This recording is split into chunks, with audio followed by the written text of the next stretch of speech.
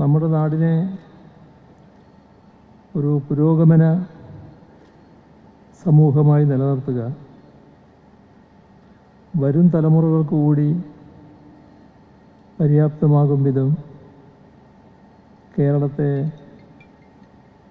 മാറ്റി തീർക്കുക, ഇതിന് വൻ പിന്തുണയാണ്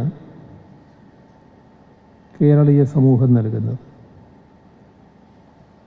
കേരളീയ സമൂഹത്തിലെ വിവിധ വിഭാഗങ്ങൾ ആ തരത്തിലുള്ള അഭിപ്രായങ്ങളാണ് പ്രകടിപ്പിക്കുന്നത്. ഇത് സർക്കാരിന് വൻതോതിലുള്ള പ്രചോദനമായി മാറുന്നു എന്നതാണ് വസ്തുത. ഇവിടെ വിദ്യാർത്ഥികൾ തുടങ്ങി യുവജനങ്ങൾ, സ്ത്രീകൾ, ആദിവാസി ദളിത് ജനവിഭാഗങ്ങൾ, സാംസ്കാരിക പ്രവർത്തകർ, ഭിന്നശേഷി വിഭാഗം, മുതിർന്ന പൗരന്മാർ, തൊഴിലാളികൾ, കർഷകർ, ഇത്രയും വിഭാഗങ്ങളുമായി സംവദിക്കൽ നടന്നു കഴിഞ്ഞിട്ടുണ്ട്. ഇപ്പോൾ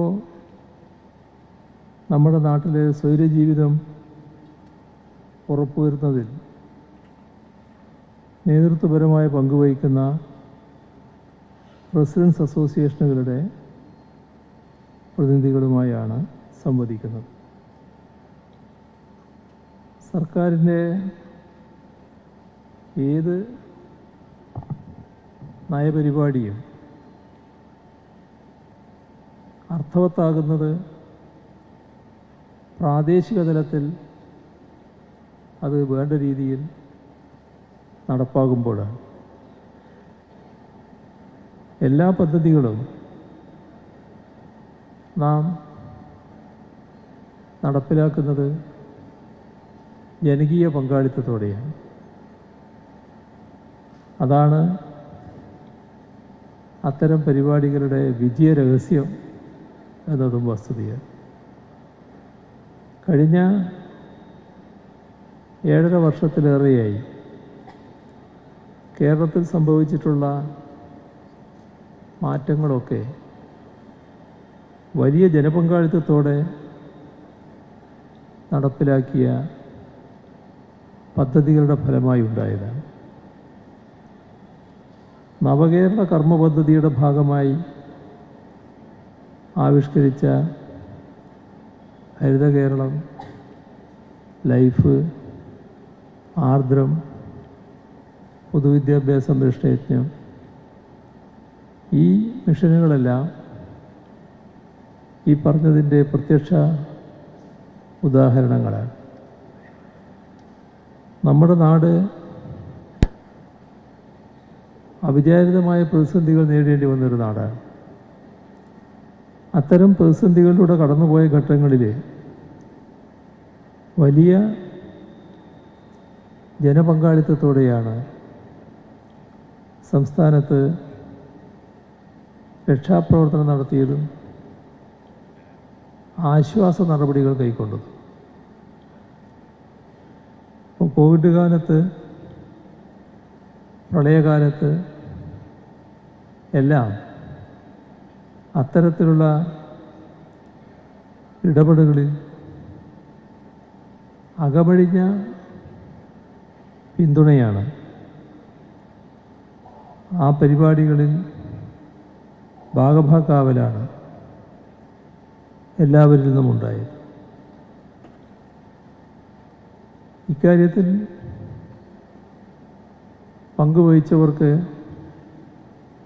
ഇനി നമ്മുടെ നാട് ഏത് രൂപത്തിൽ രൂപം കൊള്ളണമെന്നതിനെക്കുറിച്ച് വ്യക്തമായ അഭിപ്രായങ്ങൾ സ്വാഭാവികമായും ഉണ്ടാകും. ഇപ്പോൾ റെസിഡൻസ് അസോസിയേഷനുകൾ നിയമപരമായി തന്നെ വ്യവസ്ഥ ചെയ്യപ്പെടുന്നൊരു ഘട്ടത്തിലാണ്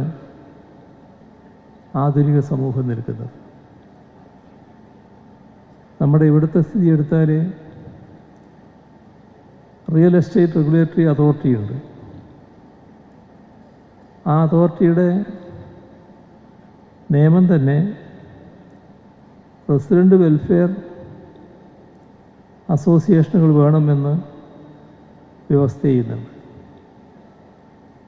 ഇത് നമ്മുടെ സമൂഹത്തിൽ വ്യാപകമായി ഉണ്ടായാൽ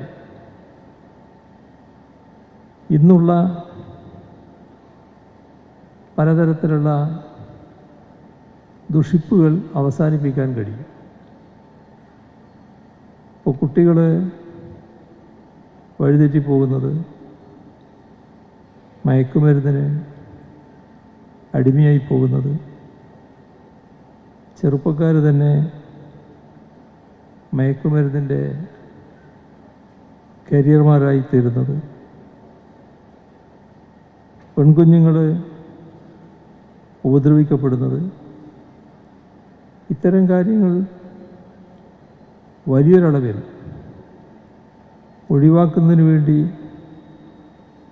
ഇടപെടാൻ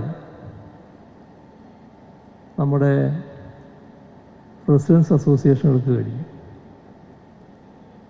സാമൂഹ്യ ജീവിതം അർത്ഥവത്താകുന്നത് ഇത്തരം സംഘടനകൾ ഉണ്ടാകുമ്പോഴാണ്.